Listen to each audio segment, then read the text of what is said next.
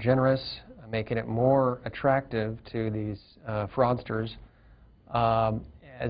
because it sounds so good, basically. Both parties have piled on. Every administration since the Ford administration has expanded this law in some way, and that's because it sounds good to supplement low-income households' income, paying people to work, paying people to enter the workforce. That is indeed a very valuable policy, and it works. There are very many studies that indicate it does bring particularly single mothers into the workforce. The thing is, you can do it in other ways that don't have all these other downsides. The fraud we've been talking about that is a result of doing it through the tax code, the phase-out range that causes the disincentive to work at higher income levels. So I think there are much better ways to do this. William McBride with the Tax Foundation. He's their chief economist. Thank you. Okay, thank you.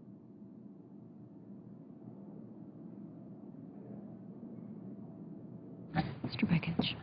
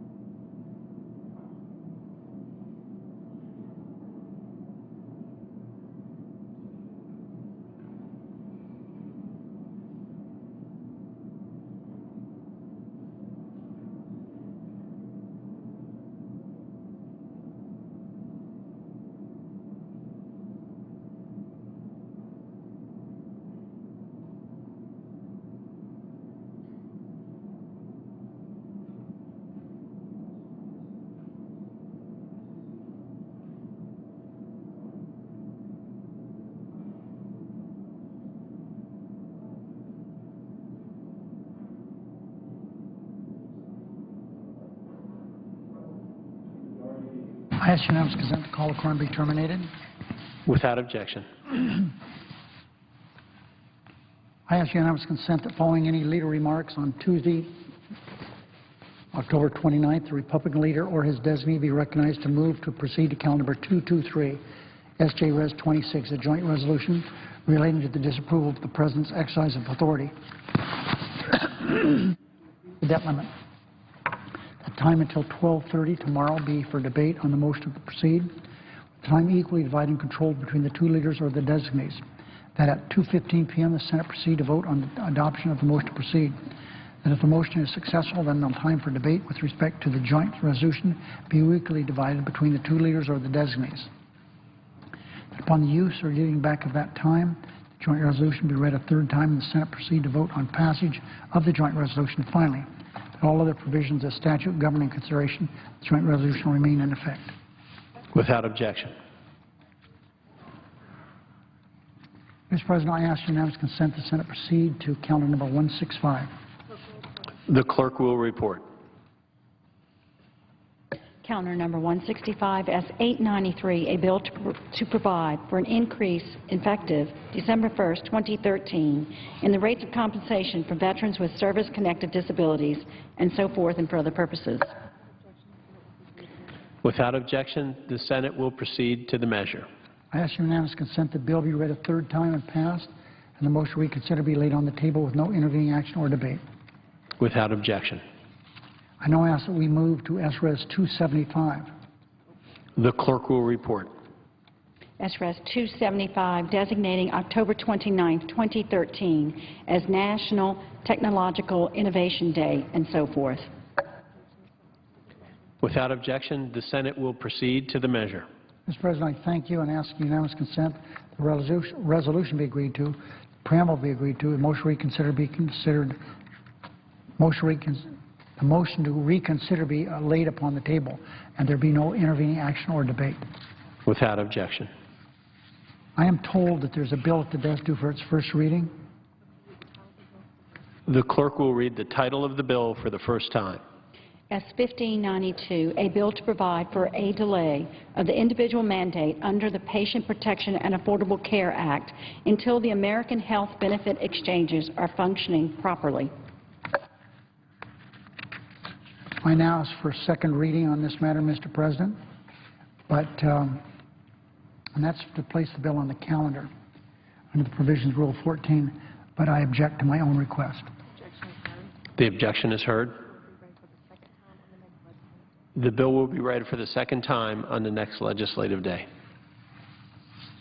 I ask unanimous consent that when the Senate completes its business tonight, it adjourn until 10 a.m. tomorrow morning, Tuesday, October 29th. The following the prayer and the pledge in the morning hour be deemed expired. Journal proceedings be approved to date. Time for the two leaders be reserved for use later in the day. And that following any leader remarks, the Senate consider the motion to proceed to S.J. Res. 26 as provided under the previous order. That the Senate recess from 12:30 till 2:15 to allow for our weekly caucus meetings. Further, the following disposition of S.J. Res. 26, the Senate proceed to executive session to consider calendar number 344. The nomination of Richard Griffin be General Counsel to the National Labor Relations Board with up to 2 minutes of debate equally divided and controlled in the usual form prior to the cloture vote on the nomination. Without objection. So, Mr. President, about 2:15 or thereabouts tomorrow, we should have 2 roll call votes. And if there's no further business come before the Senate, I ask, Mr. President, that the Senate adjourn under the previous order. The Senate stands adjourned until 10 a.m. tomorrow.